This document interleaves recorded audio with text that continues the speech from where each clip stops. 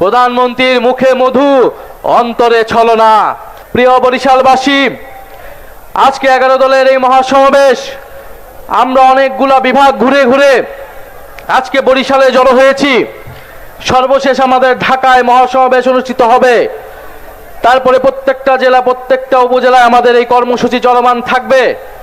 এবং এর মধ্যেও সরকার যদি গণভোটের রায়ের আলোকে জুলাই সনদ বাস্তবায়ন না করে, তাহলে গণ আন্দোলন এবং গণ অভ্যুত্থান পর্যন্ত যেতে আমরা বাধ্য হব।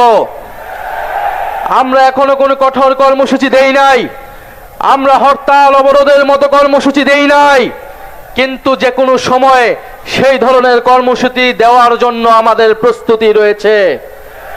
আমরা বাংলাদেশে এই মুহূর্তে এই ধরনের রাজনৈতিক কর্মসূচি দেওয়ার পক্ষে ছিলাম না, কিন্তু সরকার এবং প্রধানমন্ত্রী তারেক রহমান ক্রমশ পরিস্থিতিকে সেই দিকে ঠেলে নিয়ে যাচ্ছে।